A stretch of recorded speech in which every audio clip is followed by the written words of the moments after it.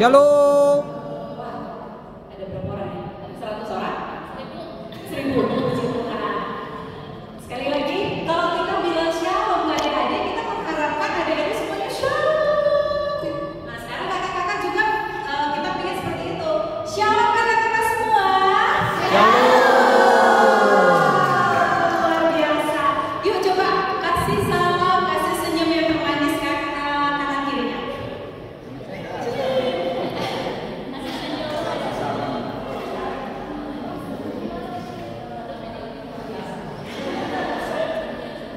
Boleh sambil kakak-kakak yang sudah berdiri boleh bergeser ke depan. Boleh bergeser ke depan kak. Yuk pindah duduk di depan aja. Ya. Kita isi bangku yang di depan supaya nanti kakak-kakak yang lain kalau datang nanti boleh. Tadi ada bisikan katanya kalau yang duduk di belakang nggak dapat hadiah. Ya. Oke, kita akan masuk dalam ibadah kebersamaan persekutuan GSM DKSG Kota Sukabumi. Yuk kakak-kakak kita bangkit berdiri. Kita akan bernyanyi sambil kita goyang-goyang supaya semangat ya.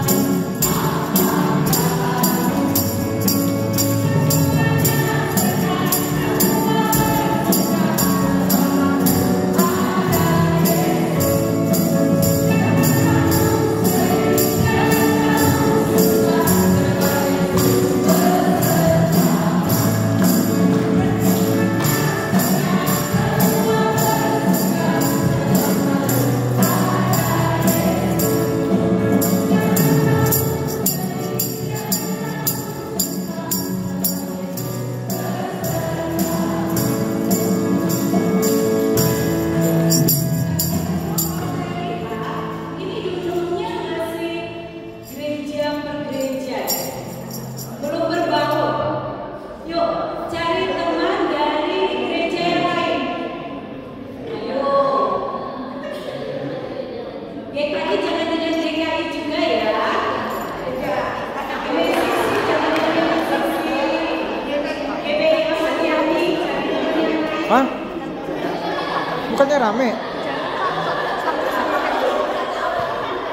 Kan saya ikuti irama. Ya.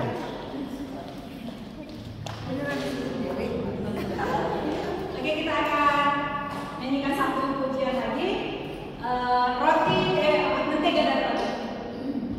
Roti dan mentega, ya itulah kesukaan anak-anak sekolah minggu.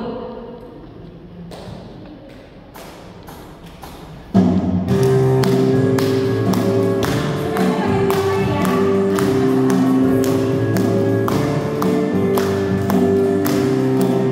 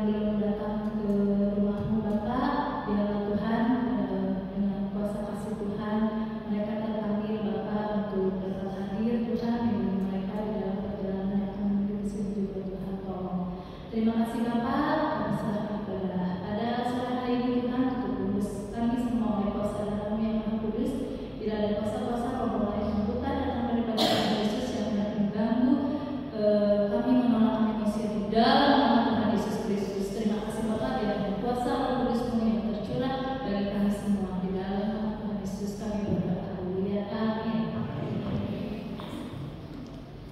Terima kasih banyak. Baik kakak-kakak semua, saya mau tanya dari GKIZZ. Mana nih? Dari GKIZZ? Coba lagi. Oh, banyak yang gitu. Oke. Dari GBI Ahmad Yani. Iya. Gereja Baptis. Gereja Baptis. Oh, Gereja Baptis.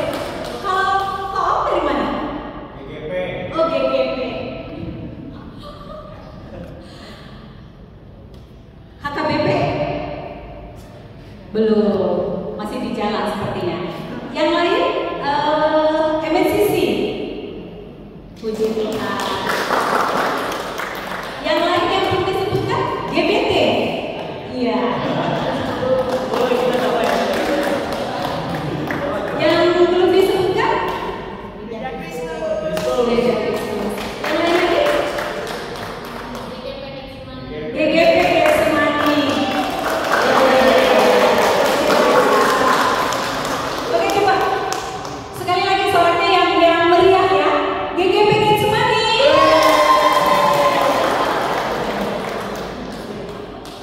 Gereja Baptis.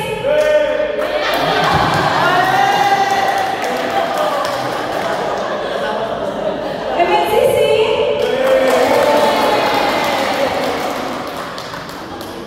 GBI Ahmad Yani. Mana orangnya? GKI Zena Jasa. Ya, kita dari berbagai gereja, tapi kita semua saling mengasihi. Amin. Dan kita semua bersaudara. Kita mau angkat satu pujian. Ku tak pandang kau dari gereja mana.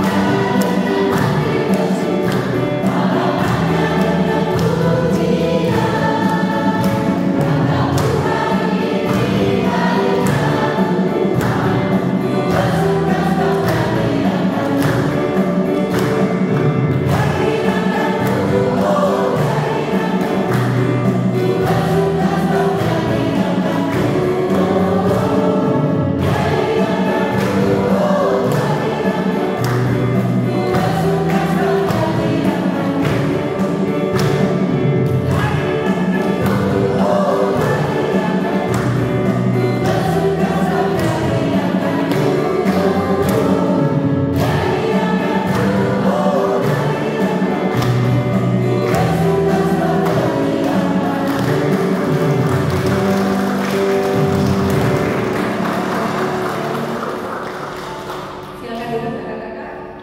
Kita akan masuk dalam pelayanan firman Tuhan.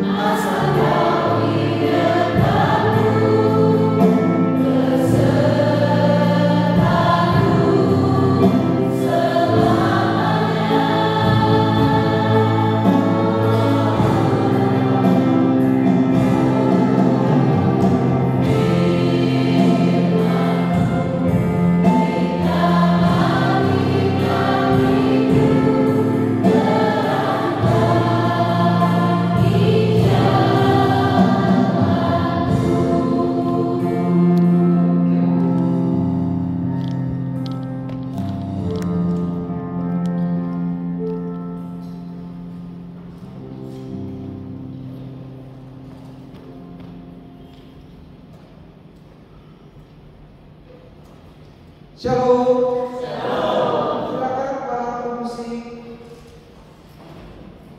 Ya.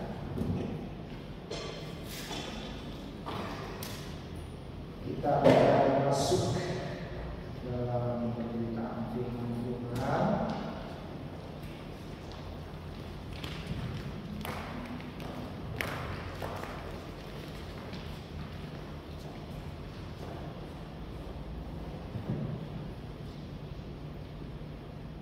Baik, kita mohon pertolongan Roh Kudus. Kita berdoa.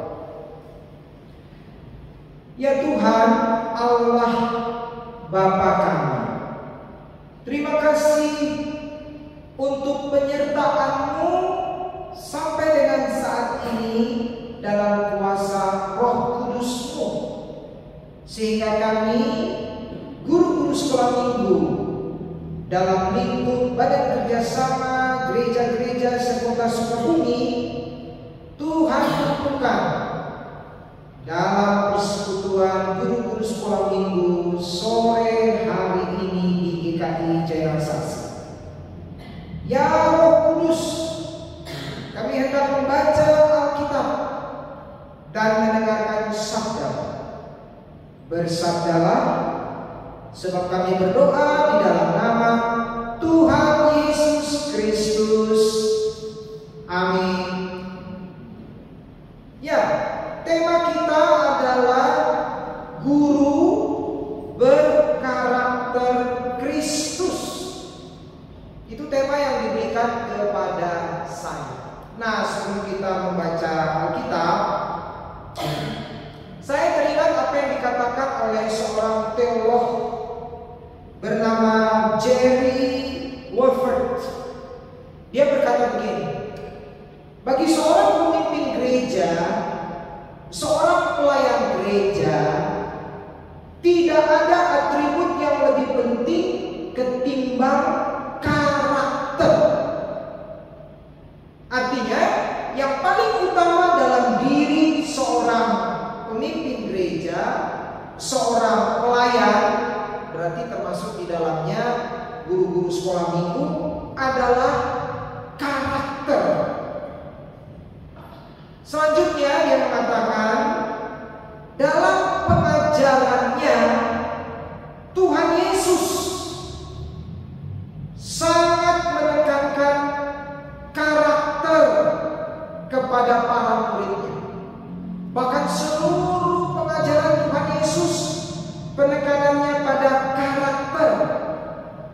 Dan itu diikuti juga oleh Rasul Paulus dalam semua surat-suratnya kepada baik kepada jemaat-jemaat maupun kepada Titus dan Timotius.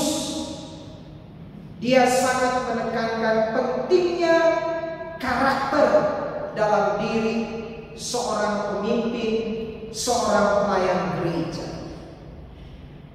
Nah, karakter itu meliputi kualitas seperti integritas, kemurnian moral, kelemah lembutan, dan kesabaran.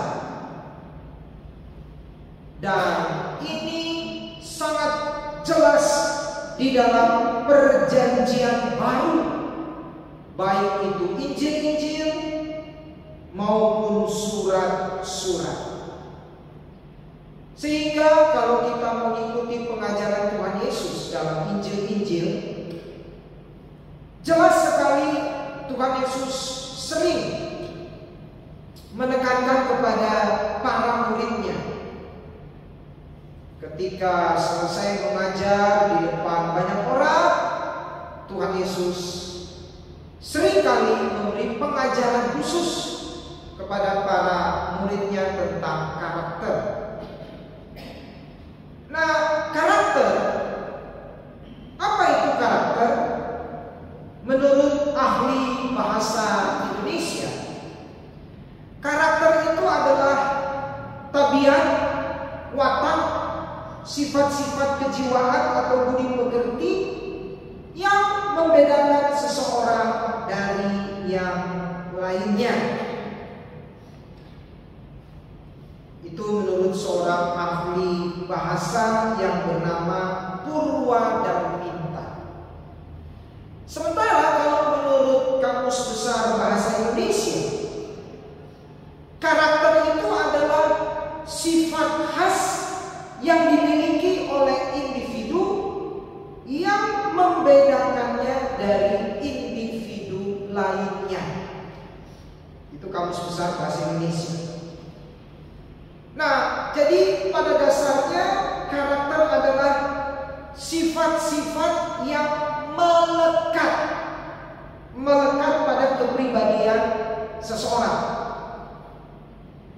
Sedangkan Kristen atau karakter Kristen atau karakter sebagaimana yang diteladankan oleh Kristus itu menunjuk pada bagaimana seseorang yang memiliki karakter Kristen berarti kualitas rohani yang dimiliki oleh orang Kristen itu berdasarkan teladan karakter Kristus.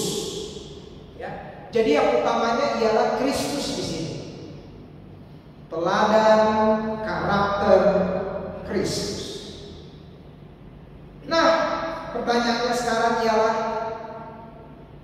karakter Kristus yang seperti apakah yang harus dimiliki oleh seorang guru sekolah minggu dalam pelayanannya? Nah, mari kita sekarang membaca Alkitab. Kita belajar dari kisah orang Samaria yang baik hati. Mari kita membuka Alkitab kita. Alkitab loh ya, bukan HP. Alkitab. Ya, mudah-mudahan kalau bawa HP hanya di sini.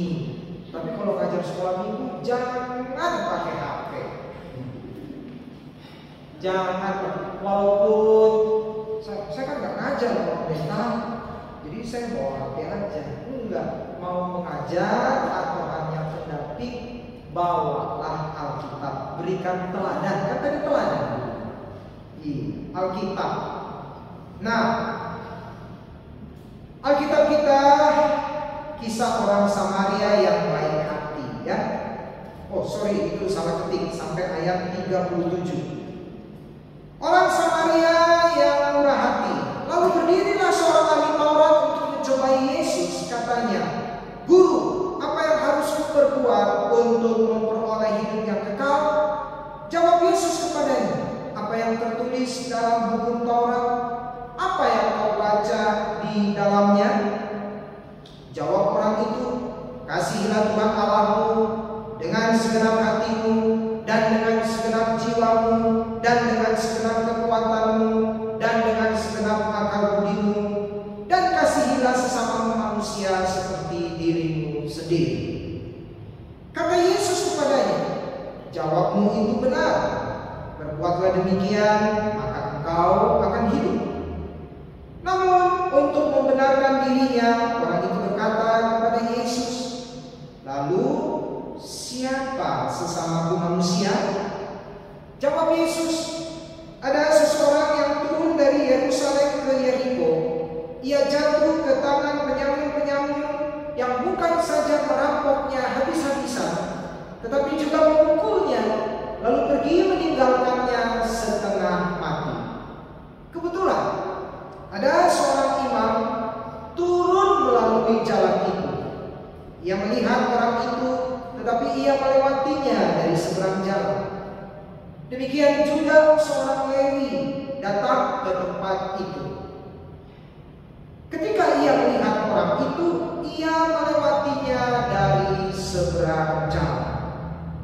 Lalu seorang Samaria yang sedang dalam perjalanan datang ke tempat itu.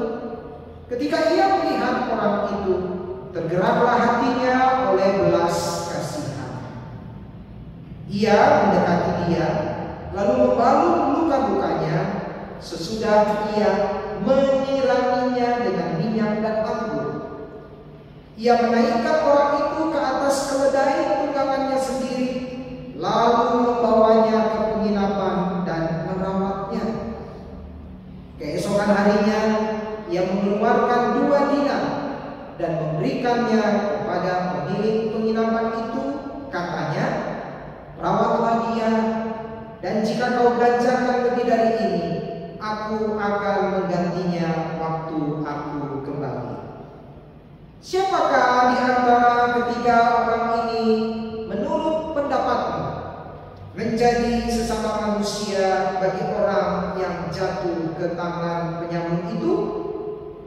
Jawab orang itu, orang yang telah menunjukkan belas kasihan kepadanya. Kata Yesus kepadanya, pergilah dan berbuatlah demikian.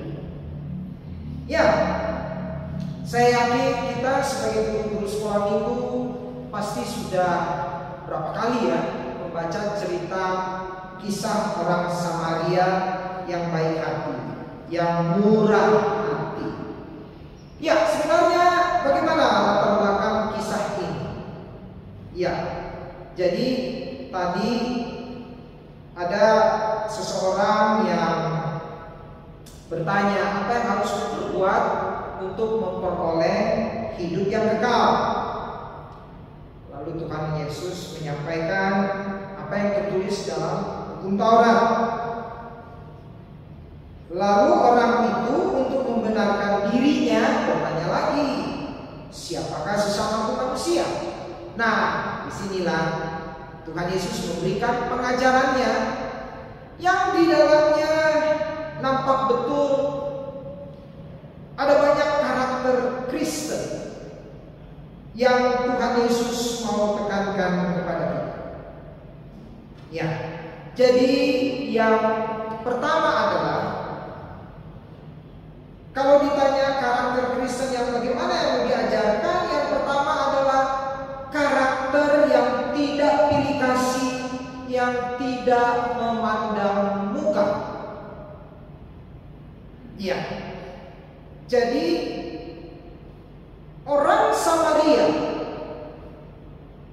yang lewat di daerah itu, sebenarnya dia tahu bahwa jalan yang ia sedang tempuh adalah jalan orang-orang yang memusuhinya. Jadi orang Yehuda dan orang Samaria itu bermusuhan sejak tahun 722 sebelum Masehi. Berarti permusuhan mereka sudah 700 tahun. Itu berapa keturunan tuh? Kalau 100 tahun adalah 4 keturunan, berarti 700 tahun berapa keturunan?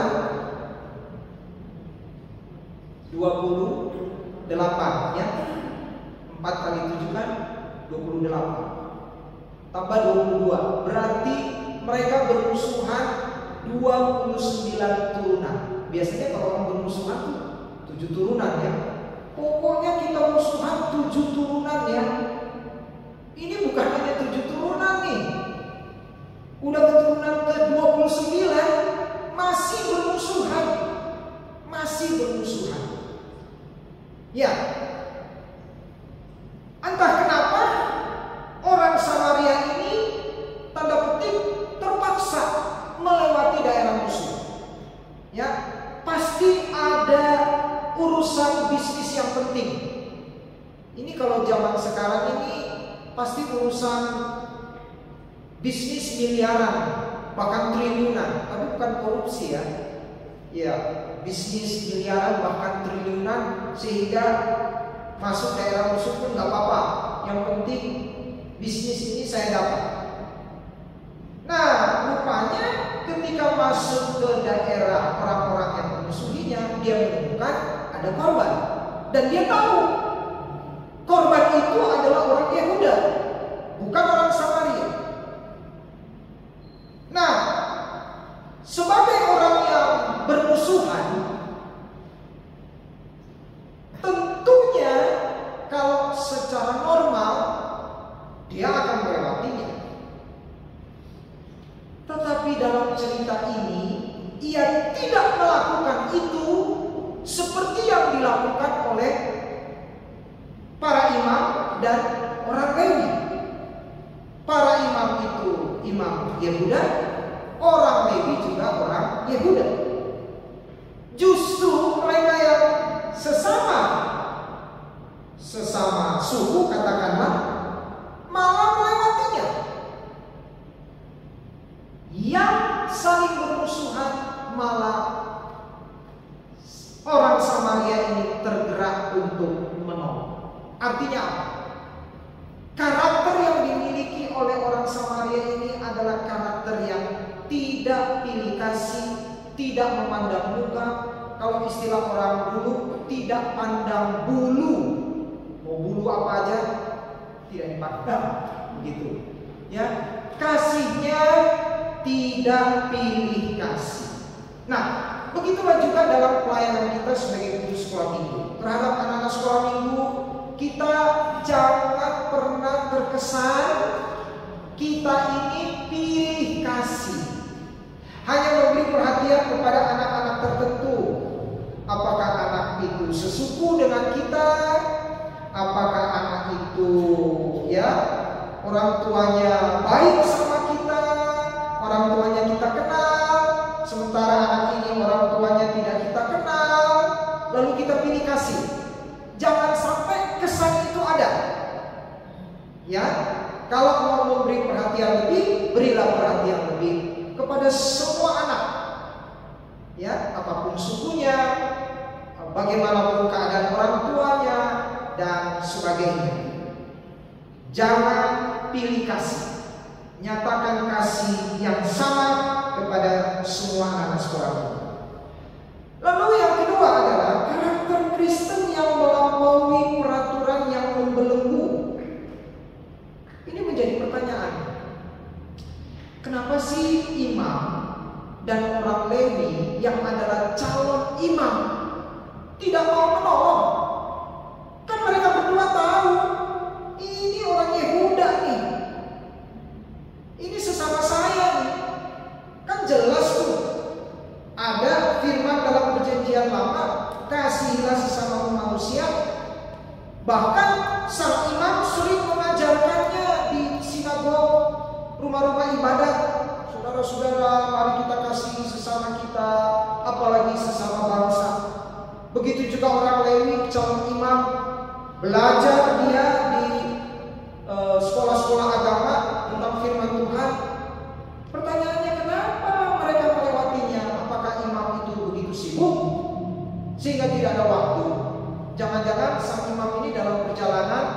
untuk melayani ibadah komisi anak BKSG.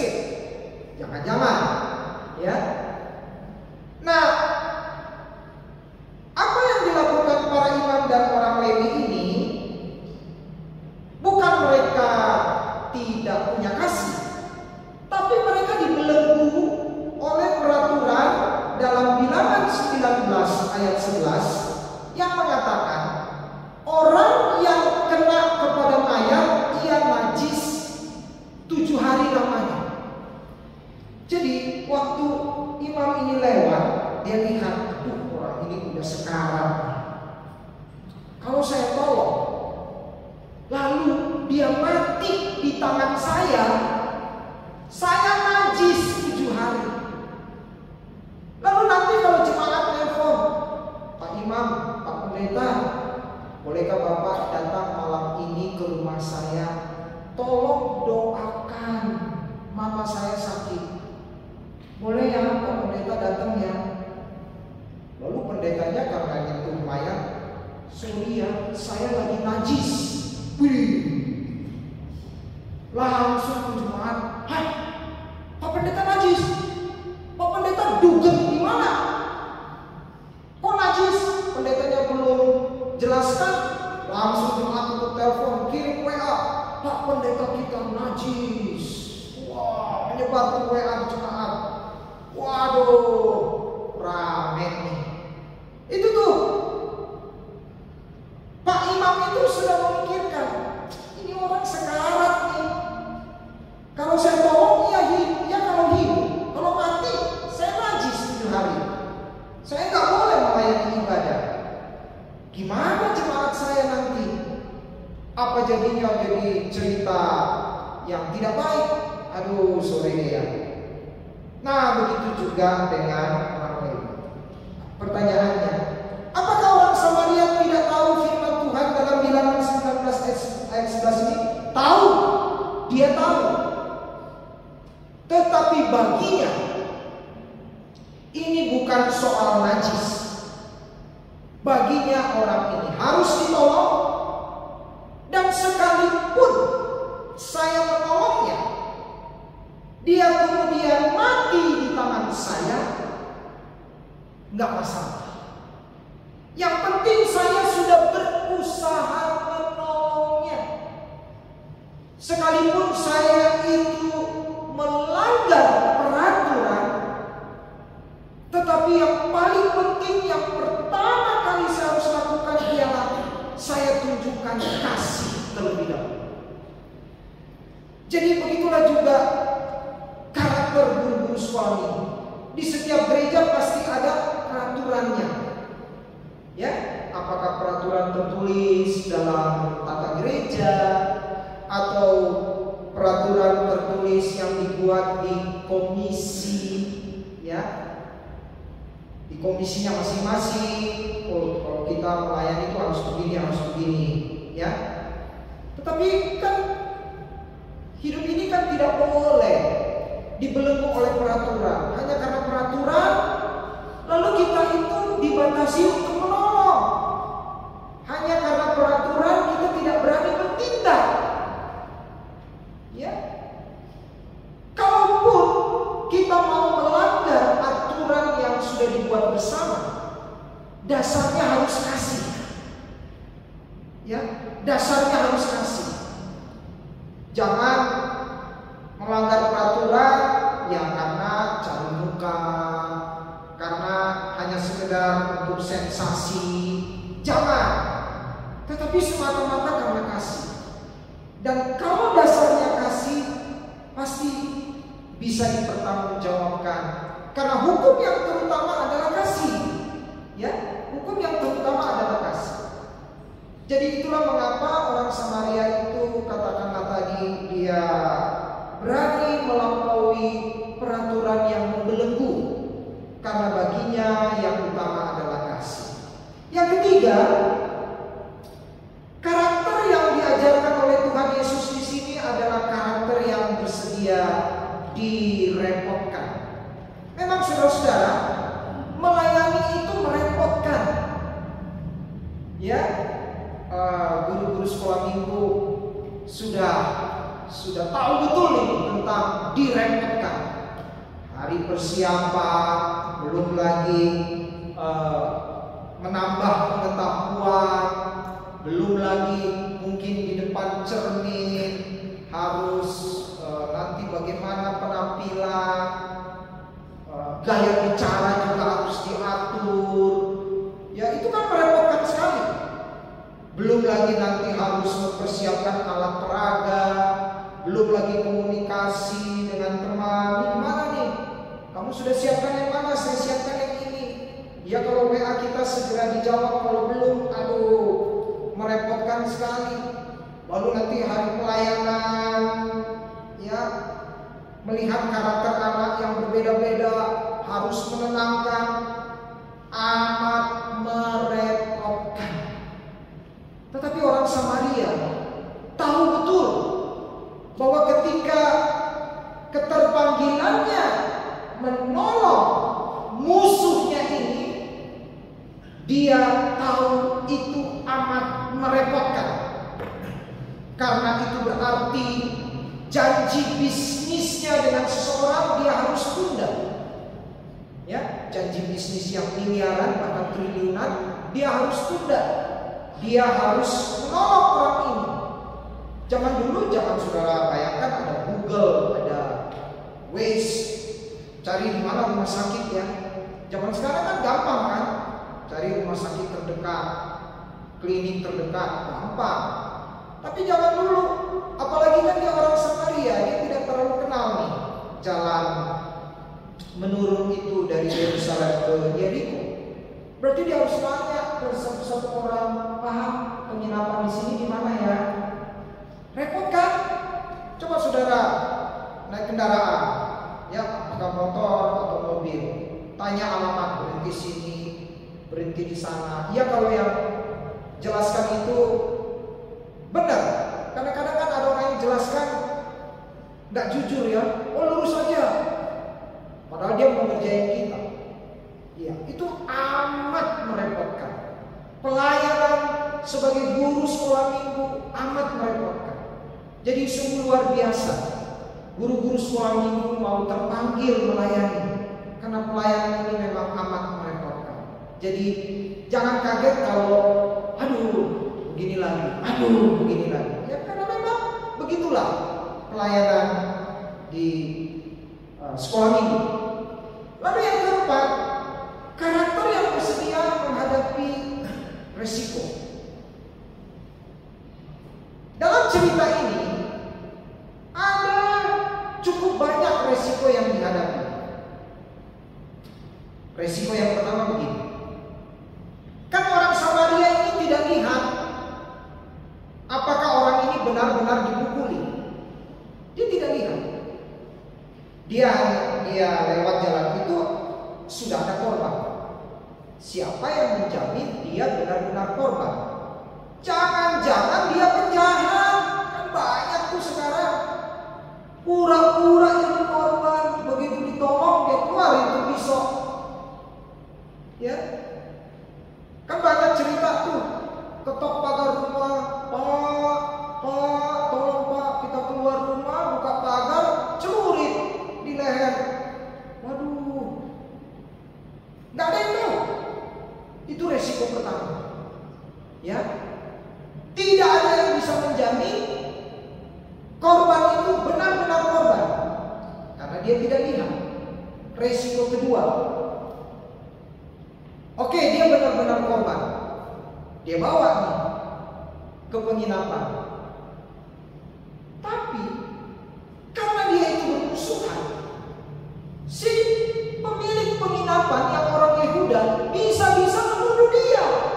Kamu ya yang mukulinnya. Kamu yang mukulin. Kamu kan musuh kami. Dulu kan gak ada kamera CCTV. Sekarang sih bisa. Ada kamera CCTV, lihat. Saya baru lihat tadi kamera di YouTube itu ada polisi yang terima duit, ya. Mungkin polisinya pikir nggak ada kamera CCTV kali yang merekam bagaimana dia terima duit. Tapi ya sekarang kan kamera CCTV di mana-mana. Zaman dulu kan nggak ada. Coba, mudah-mudahan ini tidak terjadi. Saudara naik motor atau naik mobil, ada korban tabrakan di pinggir jalan, penabraknya lari, lalu saudara terpanggil menolong. Saudara angkat di motor. Begitu bawa ke rumah sakit, suster tanya, ini kenapa? Wah, ini korban kecelakaan. Siapa yang nabrak? Bang, nggak tahu. Suster lapor ke satpam. Satpam, ada korban kecelakaan. Jangan-jangan yang nabrak inilah, yang membawa inilah yang menabrak. Coba dilihat motornya. Nggak taunya motor kita itu minggu lalu nabrak tembok. Belum sempat kita servis. Satpam datang. Boleh saya lihat kendaraan Anda? Oh, ada apa Pak? Enggak, mau lihat aja. Bener, motor kita penyok. Lalu satpam, suster, kayaknya dia yang penabraknya. Gimana? Kita lapor polisi? Ya, kita lapor. Aduh, resiko loh. Kita yang bisa menabrak. Tapi orang Samaria ini, oke, saya menghadapi resiko itu, tidak apa-apa. Tapi karena saya di dalam diri saya ada kasih, saya mau melakukan pelayanan ini. Pelayanan sebagai guru sekolah minggu juga ada resikonya. Banyak, ya mungkin resiko kecil-kecil. Beberapa orang tua mungkin diam-diam tidak menyukai kita karena kita dianggap galak, karena kita dianggap kalau ngomong tuh pedas. Padahal kita ini tulus nih. Ya, lalu para orang tua cerita, kalau guru sini ini begini. Padahal kita tulus nih ya. Itu resiko. Belum lagi hal-hal yang lain. Memang belum seberat resiko yang dihadapi oleh orang Samaria, tetapi ada resiko. Nah, namun apapun resikonya, tetap seperti orang Samaria, lakukan pelayanan. Yang kelima, karakter yang rela memberikan waktu dan perhatian.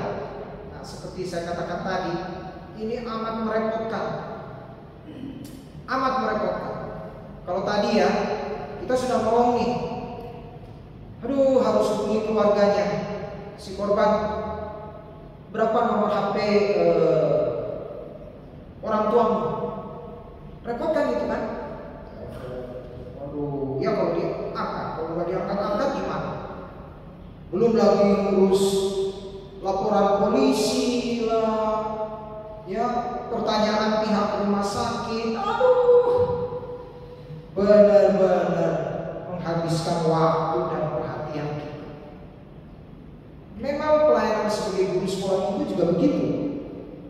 Waktu kita harus tambah sekarang. Padahal urusan kita ini jadi guru sekolah minggu apa karena kita pengangguran? Enggak kan? Banyak juga urusan kita.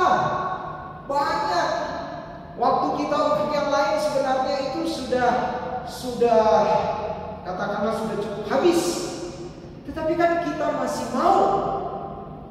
masih mau dari waktu yang ada ini kita beri perhatian untuk anak-anak sekolah minggu. Sekalipun sekali lagi itu akan menyita waktu kita. Dan yang keenam, karakter yang tidak takut rugi. Coba buka lagi Alkitabnya. Lukas 10 itu, perhatikan di ayat 34. Ayat 34. Ia, si orang Samaria itu, mendekati dia, lalu membalut luka-lukanya. Sesudah ia menyiraminya dengan minyak dan anggur,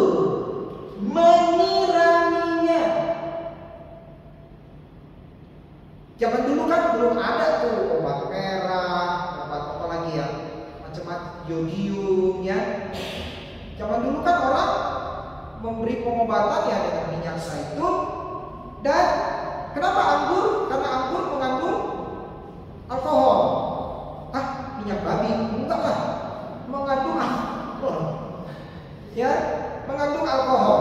Jadi untuk membersihkan luka karena ada alkoholnya, ya, diharapkan kuman mati.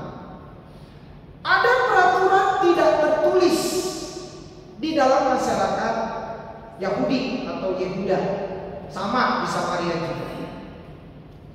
Kalau engkau mau menolong seseorang, sisakanlah 10%.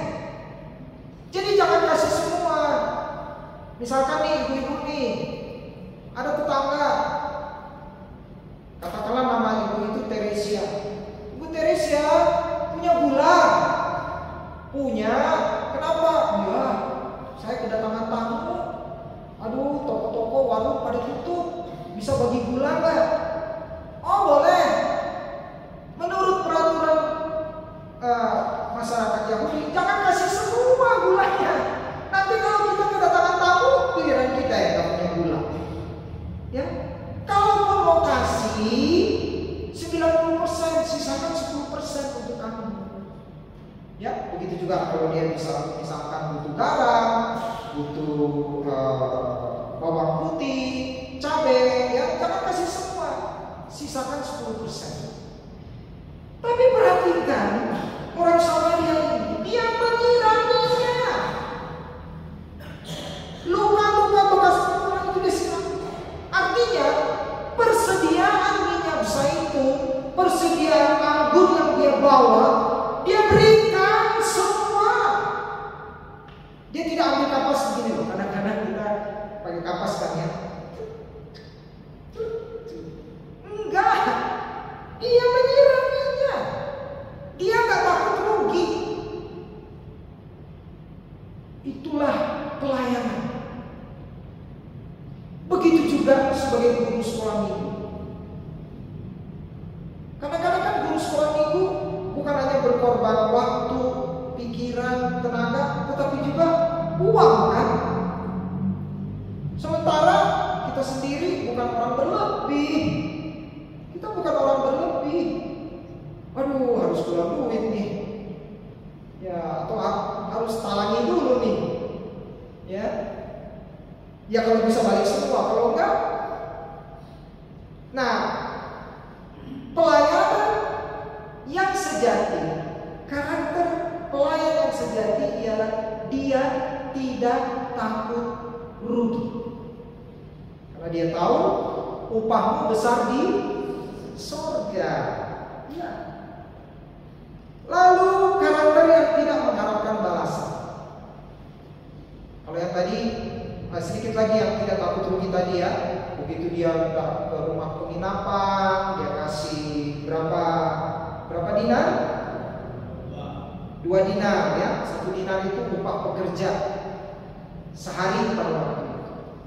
Lalu bahkan dia kasih, nanti kalau balik nih saya bayar, jangan takut, saya punya banyak kartu ATM, saya nggak pernah pakai kartu kredit. Dia jamin tuh, dia nggak takut rugi. Nah, dia tidak pernah mengharapkan balasan kepada orang Yehuda yang dia tolong. Sama sekali tidak ada kan dalam cerita ini. Dia mengharapkan balasan. Begitu juga pelayanan kita. Karakter pelayanan kita tidak mengharapkan balasan dalam arti nanti kalau anak-anak sekolah ini udah besar, mudah-mudahan dia ingat ya, saya adalah dulu guru sekolah minggunya. Jadi kalau dia sudah jadi manajer, dia mau traktir saya. Kalau saya mau pergi terbang, dia belikan tiket. Enggak lah ya. Ya, setahu saya belum pernah ada tuh guru sekolah minggu yang punya katakanlah pengharapan seperti itu ya. Jadi pelayanan kita memang tidak mengharapkan balas, semata-mata karena keterpanggilan. Dan karakter yang terakhir adalah yang tidak takut kehilangan status sosial. Ini yang kadang jarak pengkhotbah mengungkap hal ini. Jadi si orang Samaria ini kan harus berhenti, harus mencari penginapan. Padahal kan dia udah janjian sama seseorang. Pasti dia nggak mungkin lewat daerah musuh, iseng-iseng hari ini mau lewat daerah musuh. Enggak lah, itu pasti ada urusan bisnis yang sangat penting, sehingga dia harus ambil jalan pintas sekalipun itu jalan orang yang memusuhinya. Nah, tapi kan tertunda waktunya. Oke, puji Tuhan. Dia menolong, dia ketemu dengan rekan bisnis memakluminya. Oh ya udah, gak apa-apa. Padahal kita janjian jam 8 pagi, ini kamu datang jam 5 sore. Iya, habis gimana gitu. Oke deh. Oke, kita tetap bisnis ya, tanda tangan deal.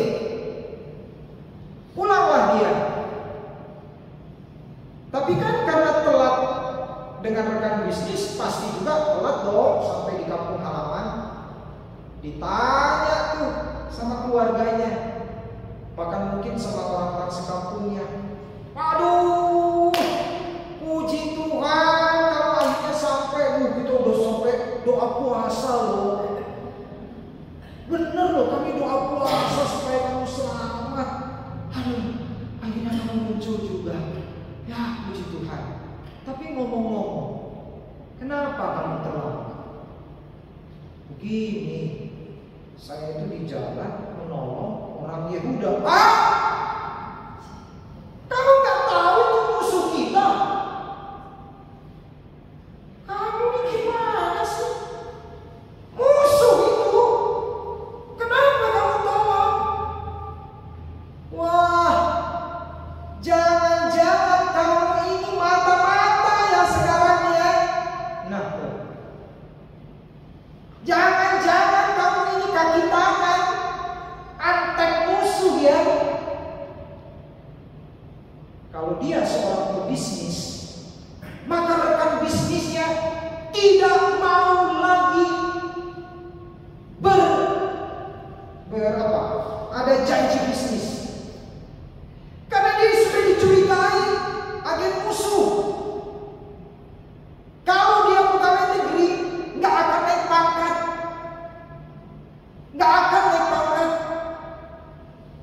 Kacau. Status sosialnya jadi kacau. Susah dapat rekan bisnis karena dianggap agen musuh, ya, melanggar aturan masyarakat. Kalau dia pegawai negeri nggak akan pernah naik pangkat, mungkin bahkan dipecat. Kan terganggu status sosial, akan kehilangan status sosial. Apakah orang Samaria tidak memikirkan hal itu? Oh, terpikir olehnya. Dia bukan orang bodoh. Tapi itulah karakter yang mau diajarkan Kristus kepada kita, pengikut-pengikutnya. Bahwa ketika kita melayani Tuhan, ingat loh, ada banyak resiko. Ada banyak perhatian. Mungkin juga kamu harus bersedia rugi. Bahkan status sosialmu kamu akan kehilangan. Kan banyak tuh ya orang-orang jadi Kristen di suku tertentu dikeluarkan dari warisan keluarga, tidak dianggap anak. Ada suku-suku tertentu di Indonesia yang begitu keras, dicoret dari hak waris, tidak dianggap anak. Waduh, jadi anak siapa itu? Anak setan apa? Banyak cerita-cerita seperti itu. Tapi itulah karakter seorang pengikut Kristus, seorang pelayan, bahkan seorang guru sekolah minggu. Jadi seperti yang saya katakan tadi, ajaran Yesus itu penuh dengan pengajaran tentang bagaimana memiliki karakter seperti Kristus. Karena itulah Kristus disalib. 8 poin ini semua dialami oleh Tuhan Yesus. Tuhan Yesus memang teladan kita yang sejati. Nah, Karena itu saudara, mengakhiri renungan ini ada 10 kata-kata motivasi bagi kita guru sekolah minggu ini. Saya ambil dari internet, bagus juga video berikut ini ya. Halo teman-teman semuanya, berikut adalah 10 kata-kata motivasi bagi teman-teman guru sekolah. Yang pertama, Anda membuat perbedaan. Setiap anak yang Anda ajarkan akan membawa pesan Injil ke dalam dunia. Nah, ini sangat powerful teman-teman. Yang kedua, Anda diberkati untuk memberkati. Ketika Anda melayani anak-anak, Anda juga diberkati oleh mereka. Yang ketiga, Anda tidak sendirian. Ada banyak orang yang mendukung Anda dalam pelayanan Anda kepada anak-anak. Yang keempat, jangan menyerah. Ada hal yang akan menjadi sulit, tetapi jangan menyerah pada. Yang kelima, bersyukurlah. Selalu bersyukur atas kesempatan pelayanan di sana. Keenam, berdoa. Minta kepada Tuhan untuk membimbing Anda dalam pelayanan Anda kepada Tuhan. Yang ketujuh, bergembiralah. Nikmati waktu yang Anda habiskan dengan anak-anak. Yang kedelapan, jadilah teladan. Anak-anak belajar dari apa yang Anda lakukan, bukan hanya dari apa yang Anda katakan. Yang kesembilan, jangan takut untuk menjadi kreatif teman-teman. Anda banyak cara untuk mengajarkan anak-anak tentang Tuhan. Yang ke-10, mari berjalan. Menjadi sekolah itu adalah perjalanan yang indah. Bukan kata-kata motivasi indah membantu Anda dalam pelayanan Anda kepada anak-anak, sehingga Anda menjadi semakin powerful dan menjadi pihak yang kuat. Tuhan Yesus memberkati. Nah, kita mau sharing sejenak ya, 5 menit. Mengapa guru sekolah minggu harus berkarakter Kristus? Kalau begitu, mengapa guru sekolah minggu harus berkarakter Kristus? Karena kita memang harus menjadi teladan. Ya, yang kita teladani adalah Kristus. Apa yang menghalangi seorang guru sekolah minggu sehingga sulit memiliki karakter Kristus? Apa yang menghalangi?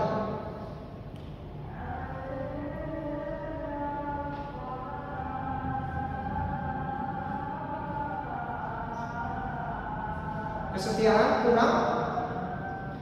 Pasti ya, kurang setia. Apalagi? Kurang termotivasi. Kurang sabar ya. Kurang sabar. Apalagi? Kurang berkomitmen. Iya ya. Kurang berkomitmen.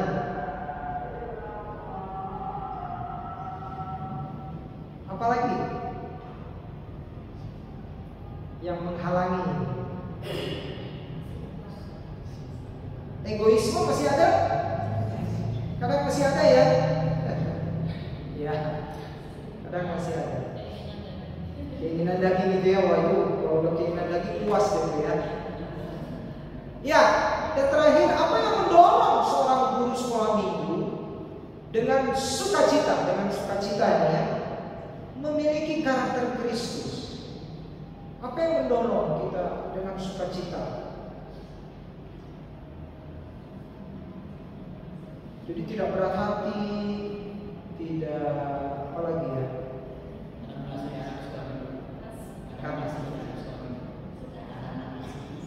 Karena kita mengasihi anak sekolah minggu ya.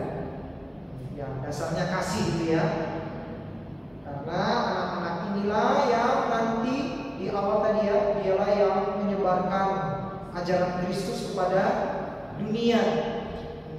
Nanti ada waktunya kita jadi tua, akhirnya ya kita dipanggil pulang ke rumah Bapa di sorga. Siapa yang meneruskan Injil? Ya anak-anak inilah. Ya, anak-anak inilah yang menjadi pekabar-pekabar Injil. Oke, terima kasih. Demikianlah firman Tuhan. Amin. Kita bersaat hening.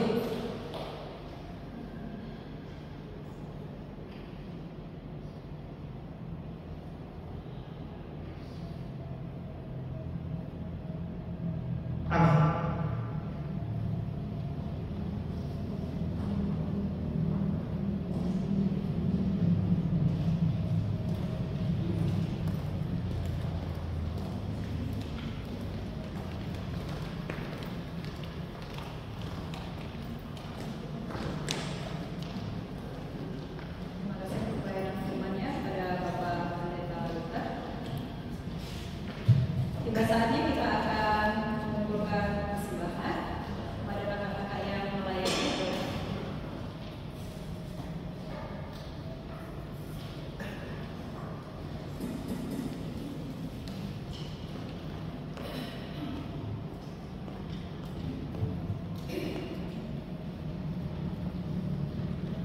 Sambil mengumpulkan persembahan, kita akan ujian kubri persembahan.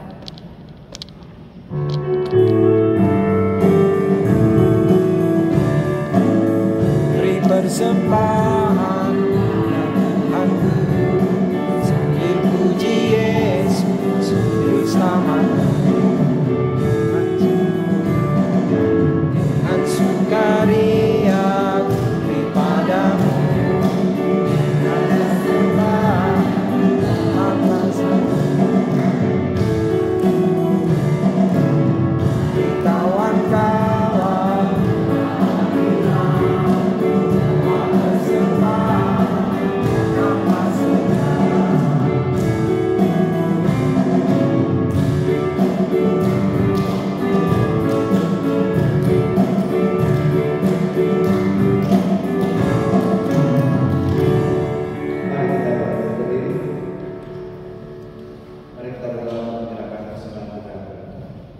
Ya Tuhan Allah Bapa kami, puji syukur dan terima kasih ya Bapa atas anugerah, berkat dan sukacita yang telah Tuhan limpahkan di dalam kehidupan kami.